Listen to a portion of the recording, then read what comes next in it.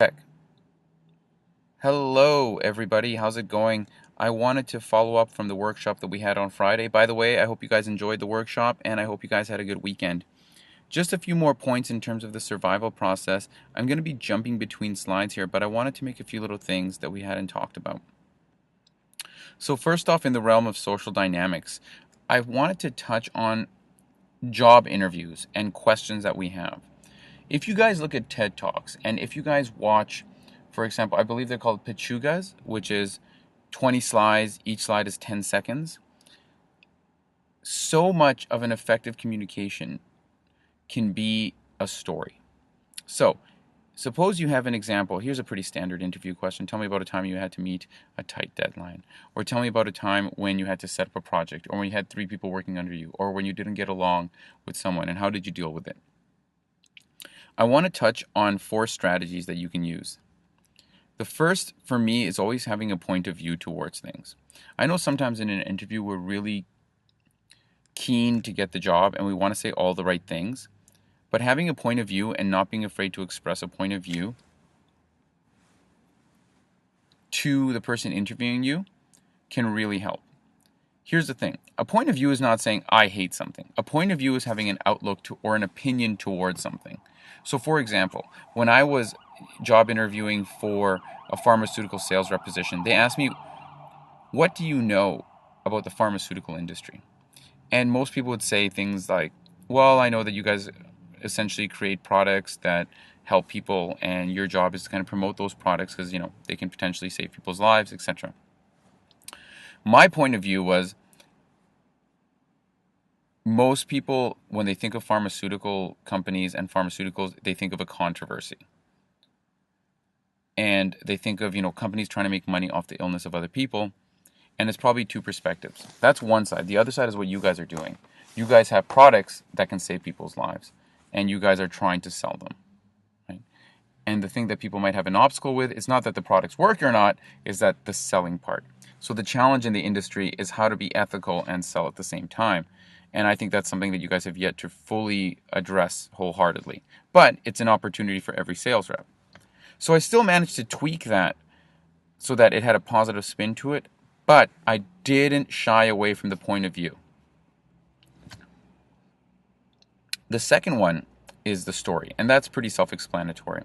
The one trap that everyone falls into when they tell a story, however, is they go into details that aren't important, or they use too many words to describe something. So for example, I'm going to tell you a story, and I'm trying to describe the setting. So I'll tell you a story about this time that I had to meet this gentleman who was a corporate trainer. And we had to meet in a Starbucks coffee, and it was in this part of Toronto that is like, it's not the best for parking. And anyway, so we had to meet at the Starbucks. That whole little part there didn't matter. If I just told you, hey, we had to meet at the Starbucks in downtown, and it was this crazy buzzing kind of energy in the room, and this guy came in and he had that same crazy buzzing energy, so it really fit with our conversation. Story, sometimes people call it his story. That is something that happened in the past that you can talk about. The key is to not go into too many details that aren't relevant to the point. So if the moral of the story is the location is great, you don't need to go into too many details about the location.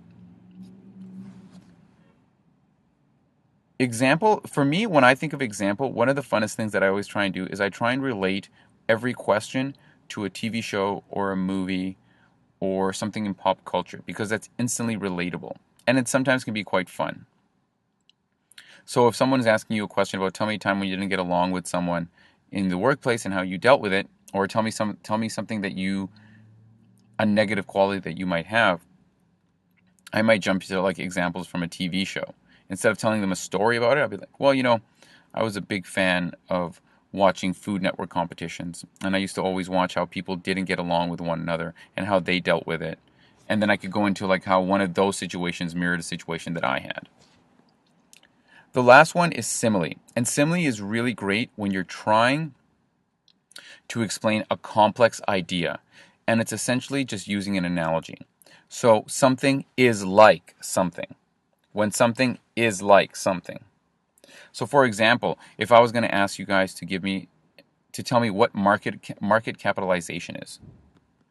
What is market capitalization? That's basically the amount of stocks that a company issues, the physical number of stocks, and the value of that number.